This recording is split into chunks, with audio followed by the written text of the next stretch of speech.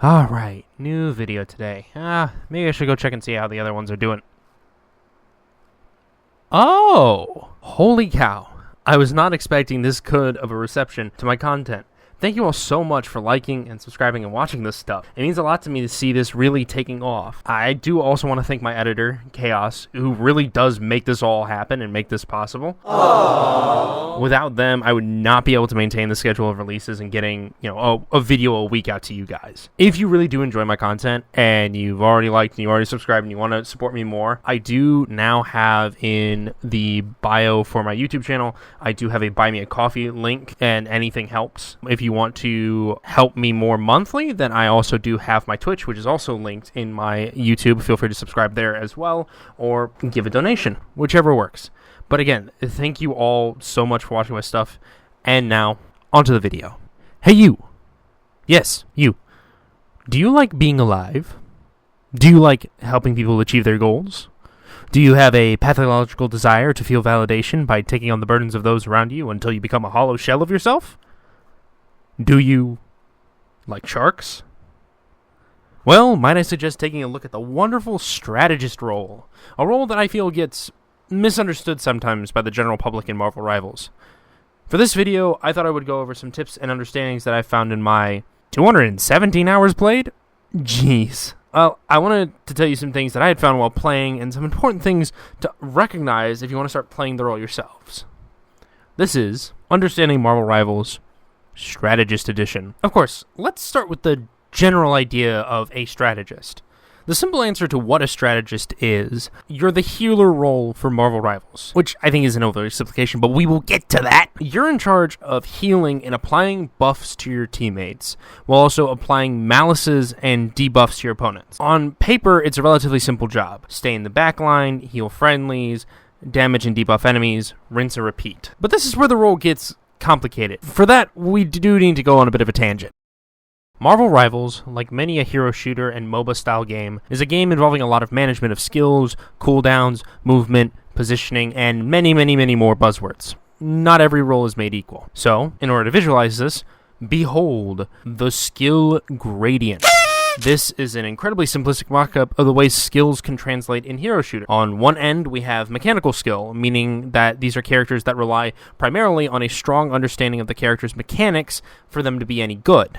Examples of this are Spider-Man, Black Panther, and The Thing, characters that have fairly technical and complex mechanics, but once you have a good grasp of them, they are absolutely insane characters. Think of them as, on paper, very difficult characters to play, but if you get a good one of these in your game, it's going to be rough. And on the other end lies strategy. These are characters that rely less on the individual skill of the player, but require more understanding of the game itself. While the character might not need a high level of skill to play, the player needs to be aware of more factors within the game. Examples of this are snipers like Black Widow and Hela, tanks like Doctor Strange, and a lot of the strategist core, which we'll get back to later. Please note that just because I have split the character base like this, that doesn't mean that characters on the strategy side of it don't require mechanical understanding, or that characters on the mechanical side of things don't require strategic understanding.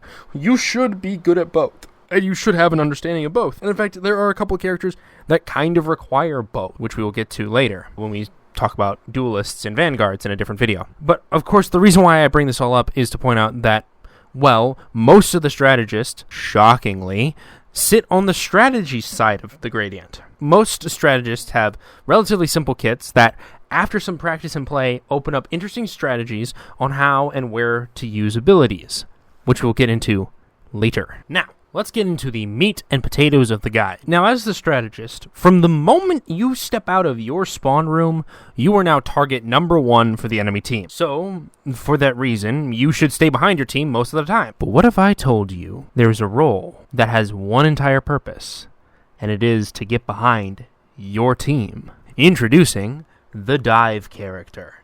While I will go into detail about how dives work when I get to duelists in their own video, dives will be the bane of your existence as a strategist. These sneaky boys are purpose-built to be heat-seeking missiles for squishies like yourself and back. Characters like Spider-Man, Magic, Venom, Black Panther, The Thing, Daredevil, Iron Fist are all going to be doing their best to get behind the team and go for the strategist to stop the healing. So, as a strategist, you should be prepared to deal with them in some way. So here are 3 easy-ish tips to take as a newbound strategist when facing off against dive. Tip number 1, keep your head on a swivel. While it's very easy to tunnel vision to just your front line and keeping your front line healed, keep looking to your fellow strategists and around you to keep an eye out for folks flanking and trying to get into your back line. The earlier you recognize the threat, the easier it is to deal with it. Tip number 2, stick with your team. Some of you may have heard me say stay in the back and thought I meant be away from your team. This is wrong. A dive is a lot less likely to target you if you are close to your team. If you know a dive character is around, then attempt to close the distance between you and your team. And tip number 3, if you see something, say something. The easiest way to counter a dive comp is not with Namor or Penny Parker, it's by communicating with your team. Ping them, or use voice chat to call out if you see a character in the backline. This lets your team know about the situation, and gives you plausible deniability in the event that you get jumped or turned into sashimi. While obviously not foolproof, these will help mitigate some of the problems associated with dives and dive comps. Man, in this video about strategists, I really haven't been talking about strategists directly.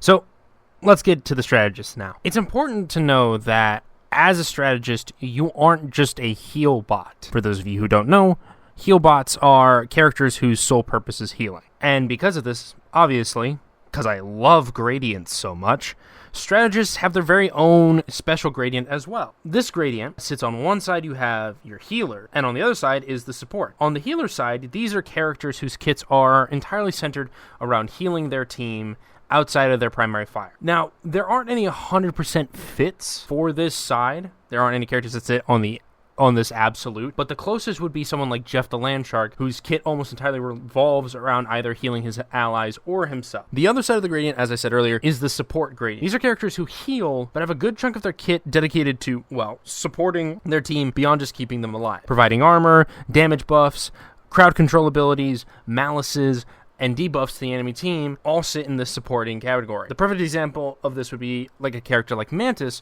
who does slow healing over time, but also provides damage boosts to her allies and can sleep enemies. Which brings me neatly into my next point about strategists. Know when to use your abilities. While strategists can be some of the squishiest characters in the game, they also have some of the strongest abilities in the game.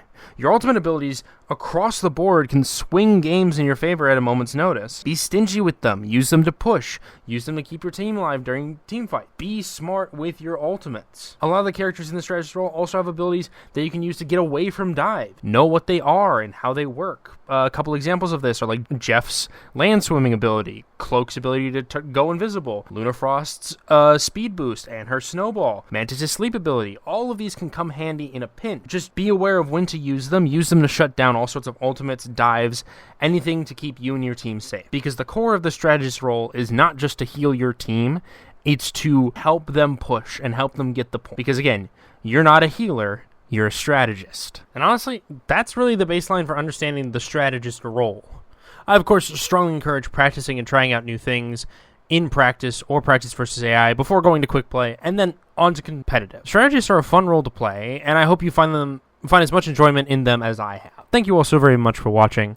If you like this video, please give it a like. If you like the content I'm making, please feel free to subscribe. Again, thank you all so much for the initial reception to some of my videos here. I'm definitely going to be trying to put out more for you guys. Keep an eye on the space. Ring the bell if you want to be notified. If you want to see the visual content for these videos being made in real time, feel free to check me out on Twitch. And yeah, thank you all so very much for watching.